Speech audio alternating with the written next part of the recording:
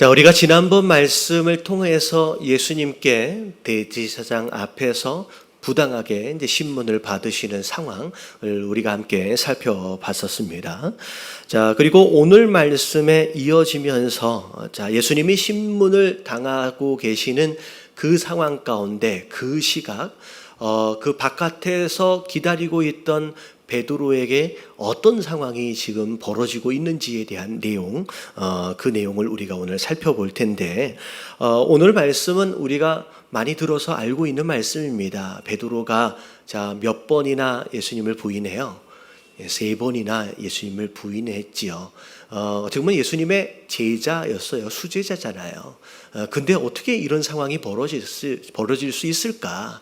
오늘의 말씀을 통하여 과연 하나님께서 우리에게 주시는 메시지가 뭔지 함께 은혜를 나눴으면 좋겠습니다. 자, 오늘 69절서부터를 보면 자, 일단 내용을 좀 정리해 볼게요. 자, 베드로가 자, 바깥 뜰에 앉아 있었대요. 예수님은 지금 이제 건물 안에서 지금 신문을 받고 계십니다. 자, 근데 앉아 있는 동안에 자, 어떤 여종 하나가 와서 이야기를 하는 거예요. 물어보는 거예요. 너도 갈릴리 사람 예수와 함께 있지 않았냐? 라고 이제 물어보는 겁니다. 자, 그랬을 때 70절을 보니까 베드로가 자, 사람들 앞에서 아니다, 나는 아니다 라고 부인을 하게 됩니다. 이게 첫 번째 부인이에요. 자, 뭐라고 부인하냐면 나는 네가 무슨 말을 하는지 나는 알지 못하겠다. 너 무슨 얘기하는 거야? 라고 부인을 첫 번째 한 겁니다.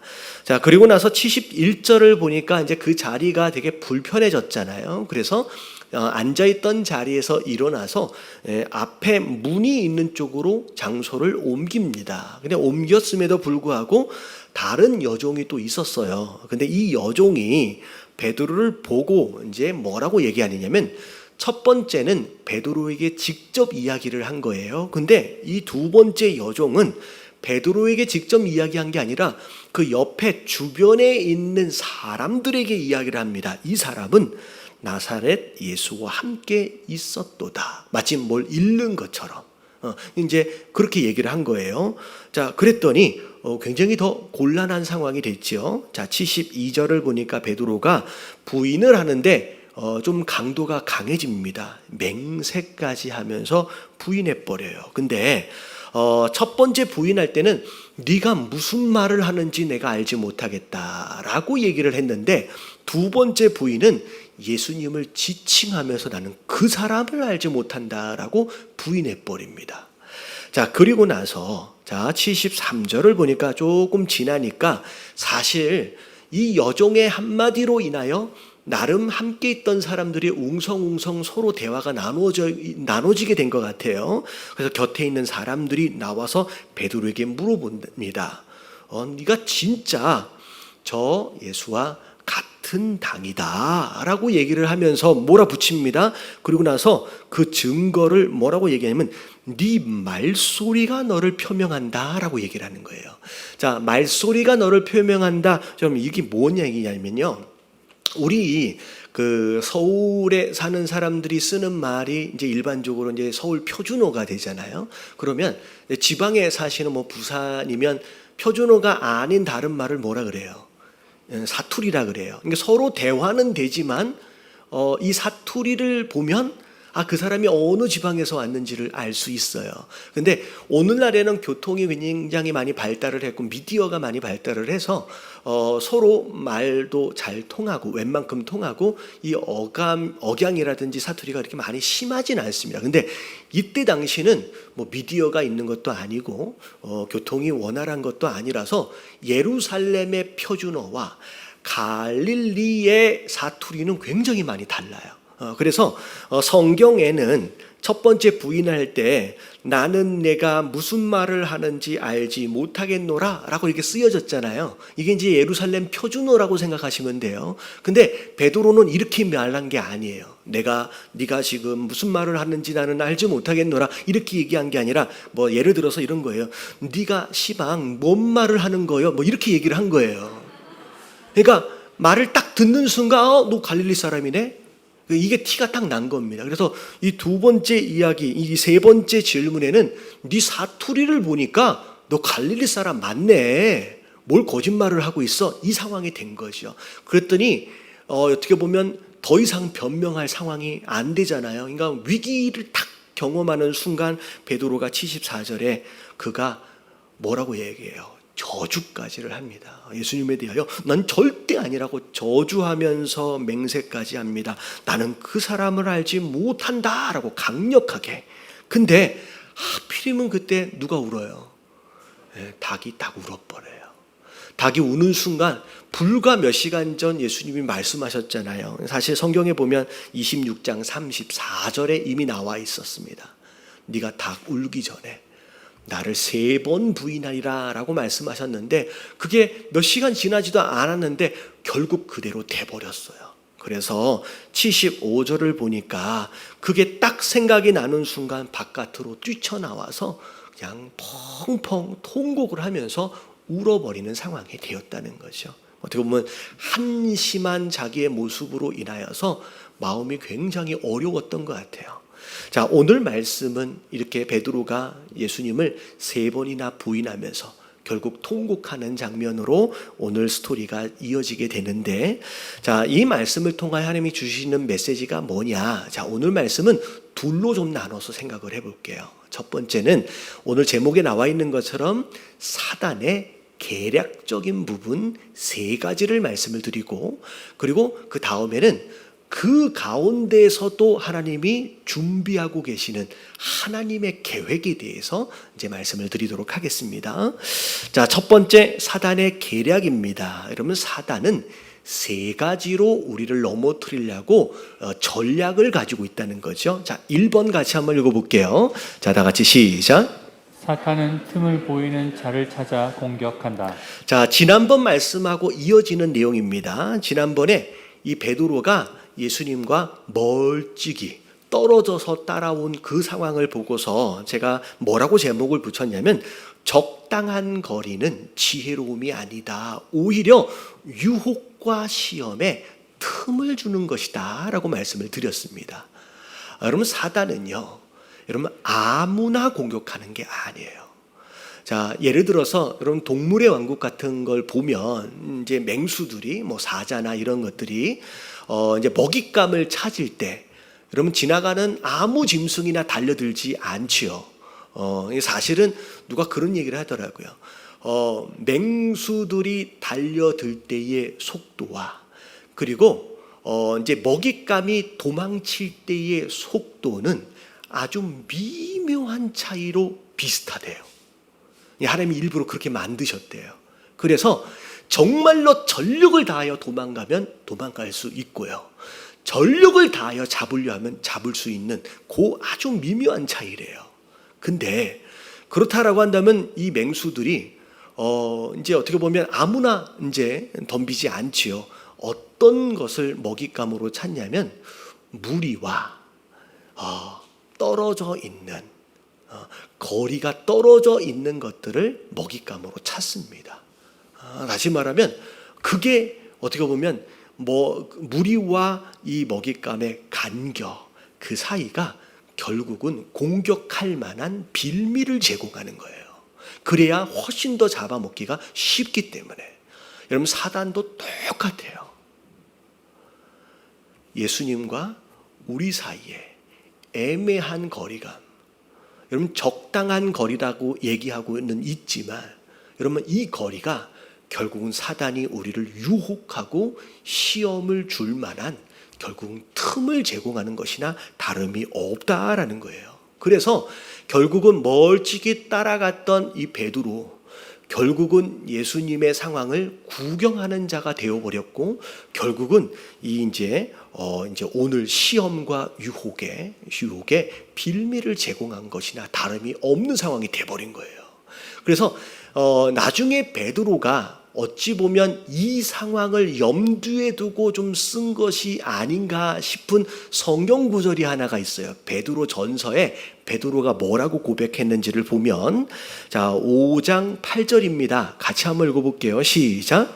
근신하라 깨어라 너희 대적 마귀가 우는 사자같이 두루 다니며 삼킬 자를 찾나니. 그럼 베드로가 쓴 편지예요. 너희 대적 마귀 사단은요 마치 우는 사자처럼. 여러분, 사자는 웬만하면 안 울어요. 언제 울어요? 정말로 배가 고플 때 울어요. 근데 그 사자가 먹잇감을 찾는데 두루 다니면서 찾는데요, 누가 물이랑 떨어져 있는지, 누가 잡아먹을 만한지를 막 찾는데요, 그래서 성도 되어진 자들을 뭐 하라는 거예요? 근신하라, 깨어라 라고 말씀하시는 거예요. 결국 이 말씀은 예수님과 우리가 딱 붙어 있지 않으면 결국 그 틈 사이를 두고 유혹과 시험이 끊어지지 않는다는 거예요. 여러분, 적당한 거리. 여러분, 신앙생활은 적당히 하는 거예요? 아니에요? 여러분, 적당히 하는 게 아니에요. 여러분, 예수님과 하나처럼 딱 붙어 있음으로 말미암아 절대 사단에게 유혹이나 시험을 줄 만한 틈을 제공하는, 그러면 안 된다는 거예요. 여러분, 깨달아지시길 주님의 이름으로 축원합니다. 옆에 계신 분들에게 다시 한번 인사 좀 해주세요. 예수님하고 딱 붙어 있어야 한답니다.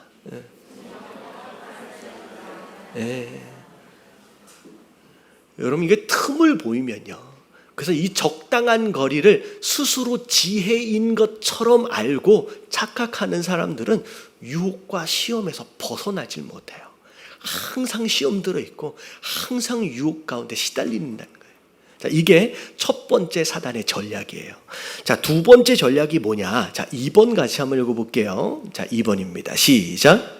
사탄은 강한 군대가 아니라 작은 여종을 통하여 공격한다. 여러분, 사단을 무시하지 마십시오. 여러분, 사단은 굉장히 지혜로운 자예요.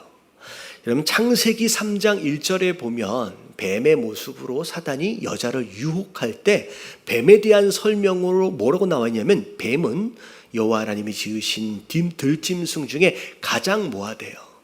여러분, 간교하대요. 여러분, 보통 머리가 있는 자가 아니에요.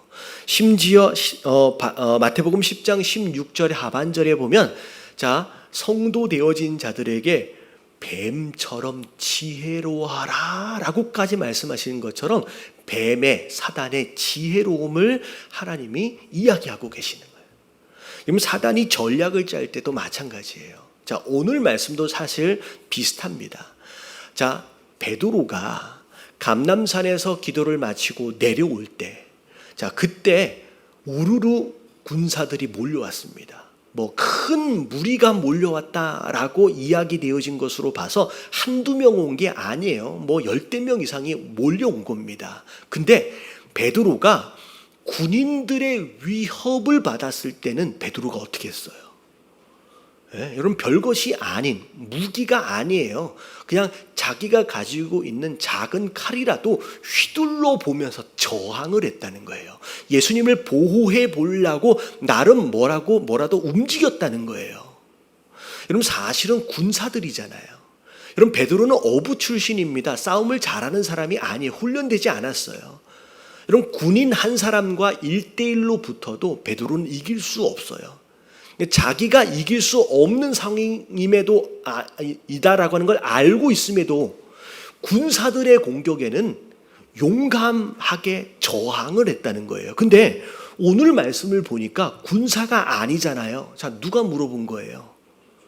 여러분, 첫 번째도 두 번째도 다 여종입니다.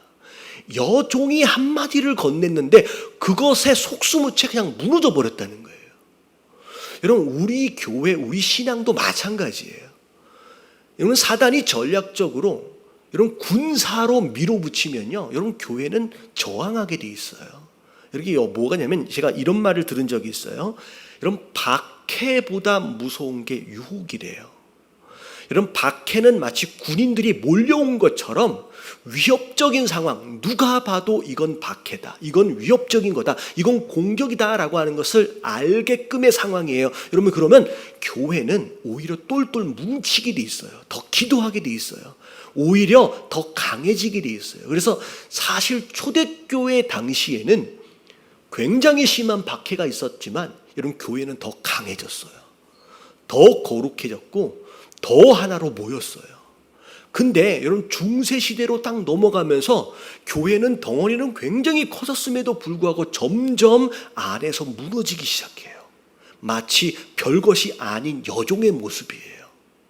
유혹 같은 내용들은 우리가 스스로 그 안에서 와해되기 시작해요. 무너지기 시작합니다. 여러분 이걸 조심해야 돼요.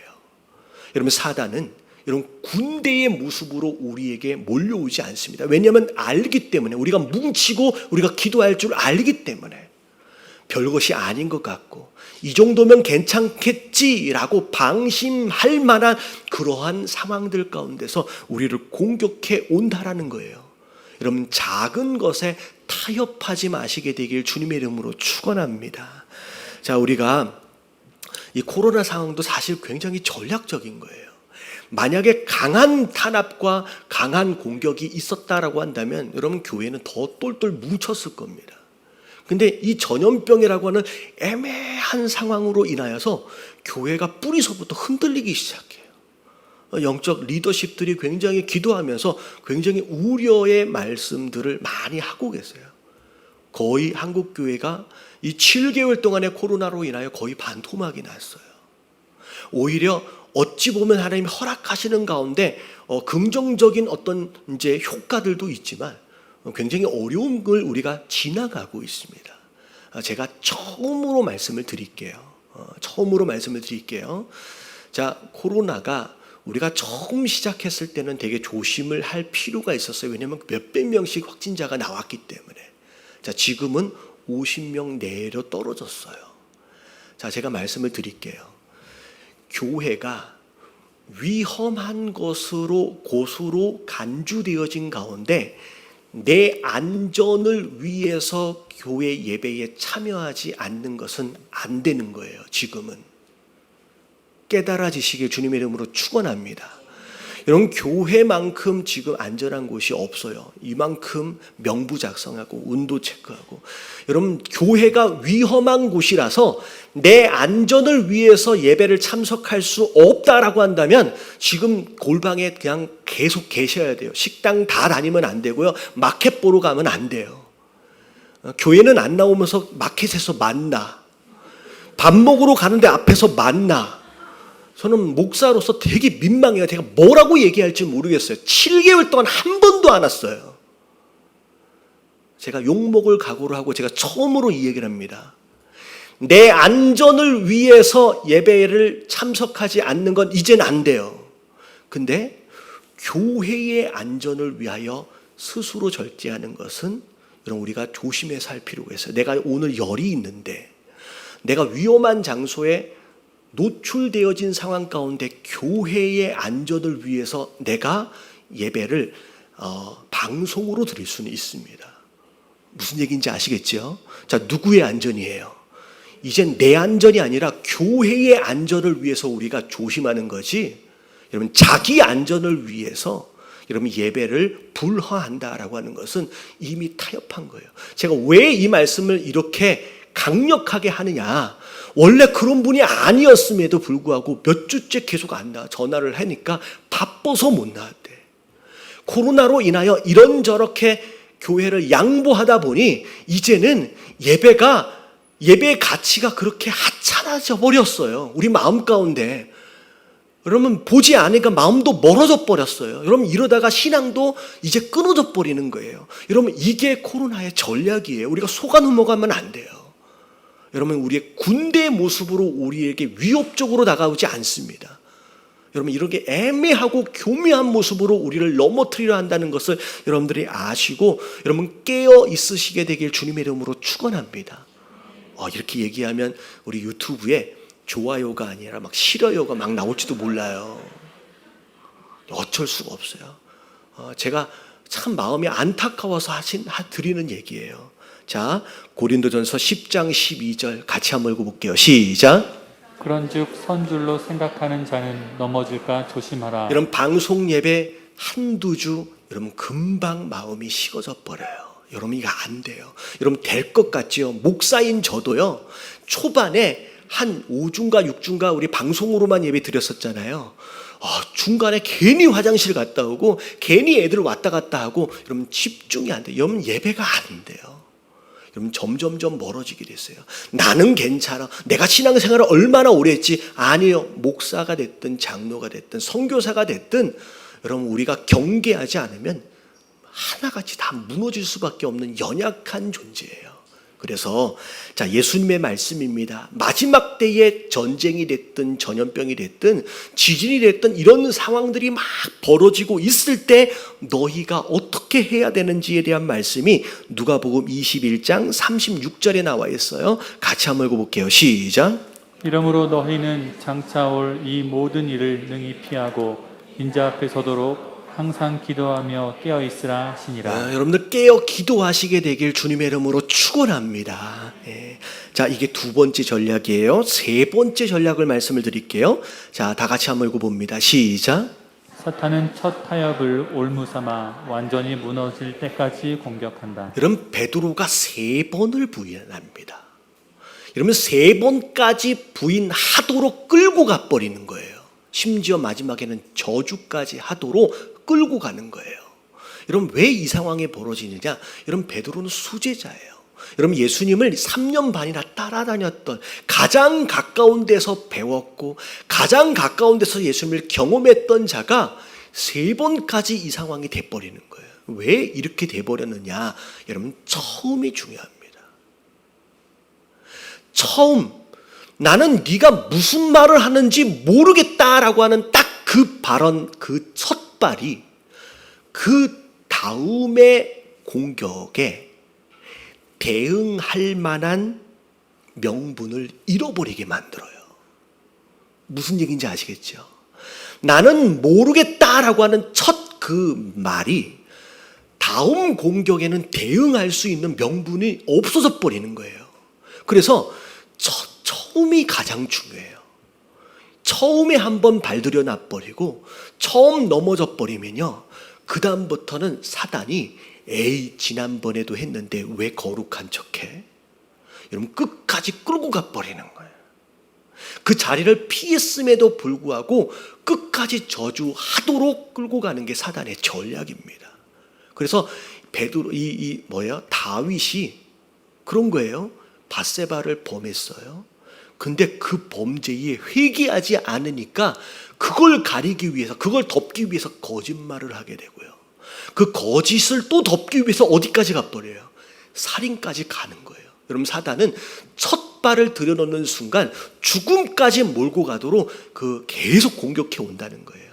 여러분, 우리가 첫 발걸음이 중요합니다. 여러분, 여기에서 우리가 넘어져 버리면 그 다음 2차, 3차는 너무 쉽게 넘어진다는 거예요. 그래서 자, 데살로니가 전서 5장 21절 23절 마지막 때에 우리가 어떻게 돼야 되는지, 어떻게 살아남아야 되는지에 대하여 자, 범사에 헤아리래요. 이게 좋은 건지 나쁜 건지 헤아려서 좋은 것이 되어질 만한 것들을 취하라라고 말씀하시는 거예요. 그리고 22절을 보면 같이 한번 읽어볼게요. 시작. 악은 어떤 모양이라도 버리라. 여러분, 모양이라도 버려버려요. 가까이 하지도 말아버리래요. 왜냐하면 그것에 한 번 넘어가 버리면 그 다음은 도미노처럼 넘어지게 돼 있으니까 처음부터 아예 그 유혹에 넘어지지 않도록, 발을 들여놓지 않도록 모양까지도 버리래요. 자, 23절 같이 한번 읽어볼게요. 시작.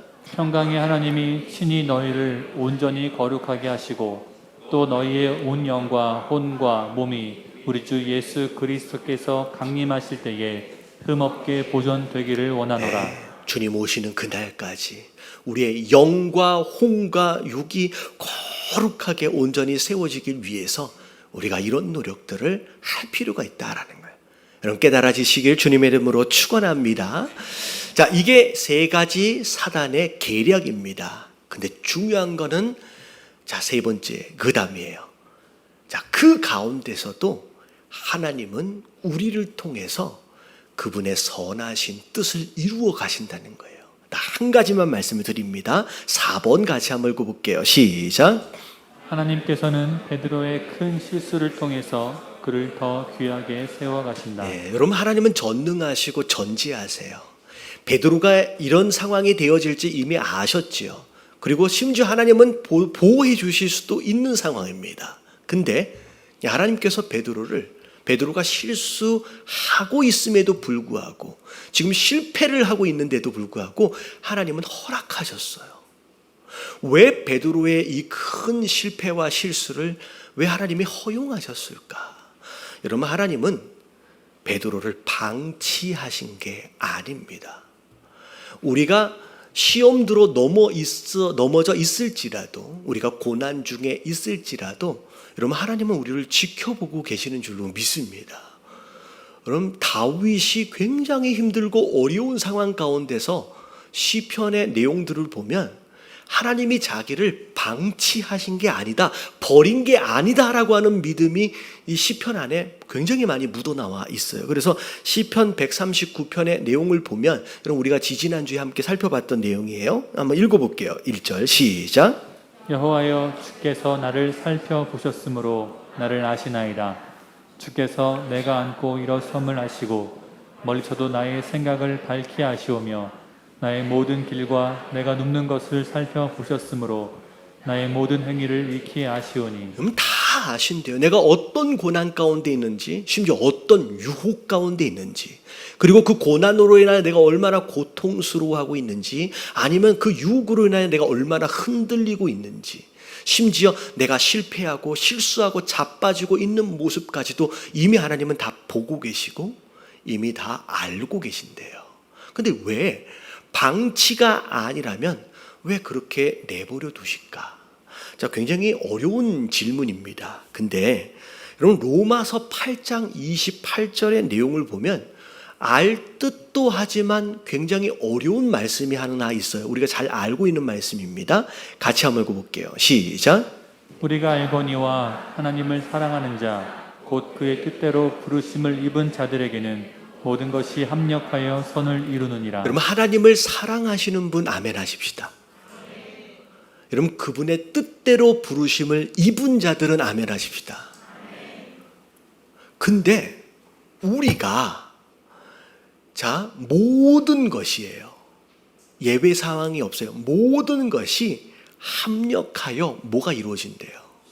여러분, 선이 이루어진대요. 여러분, 솔직하게, 여러분, 우리가 욕심 덩어리잖아요. 그렇죠? 여러분, 우리가 얼마나 이기적인 사람이에요. 여러분, 우리가 얼마나 더러운 사람이냐는 거예요. 별로 인정하지 않으신 것 같은데, 여러분, 우리 자체가 비록 하나님을 사랑하지만, 비록 하나님께서 우리를 부르셔서 성도가 되었지만 아직도 우리 안에 이기적인 마음이 많고요. 우리 안에 욕심 덩어리고요. 우리가 얼마나 죄악 가운데 사는지 우리가 알잖아요. 근데 이런 죄악 덩어리인 우리가 어떻게 모든 것을 합력하여 선이 이루어지냐는 거예요. 우리가 잘 알아야 돼요. 여러분, 선을 이루어 가시는 그 하나님의 계획 안에 우리의 실수가 포함되어져 있어요. 우리의 연약함이 포함되어져 있어요. 여러분, 이게 굉장히 중요합니다. 자, 왜냐하면요, 세상의 다른 종교들이 믿고 있는 경전들, 근데 그들이 존경하고 그들이 추앙하고 있는 어떤 인물들은 그들의 경전 속에서 어떻게 해서든 미화하려고 애를 씁니다. 그들이 믿고 있는 존재는 완벽한 존재들이에요. 근데 희한하게 성경 안에는 믿음의 조상이라고 하는 아브라함서부터 시작해서 예수님의 조상이라고 얘기하는 다윗에 이르기까지, 심지어 인류의 시작 자체 아담과 하와의 모든 더러운 죄들이 전부 다 기록되어져 있어요. 심지어 예수님의 족보 안에는 창녀까지 있어요. 좀 이상해요. 세상의 다른 종교의 경전하고 성경은 너무 달라요. 근데 왜 이 소소한 더러운 죄악들, 이들의 이 연약함들을 다 기록하셨을까? 여러분, 하나님의 구원의 역사는 우리의 의로움으로 이루어지는 게 아니에요. 할렐루야. 우리의 의로움은 그냥 믿음뿐이고요, 우리의 연약함 자체가 그분의 계획 안에 다 들어있어요. 다 아신다는 거예요. 우리가 얼마나 더러운 존재인지, 우리가 얼마나 실수 덩어리인지를 하나님은 이미 다 알고 계시는 가운데 그럼에도 불구하고 선하신 뜻을 이루어 가신다는 거예요.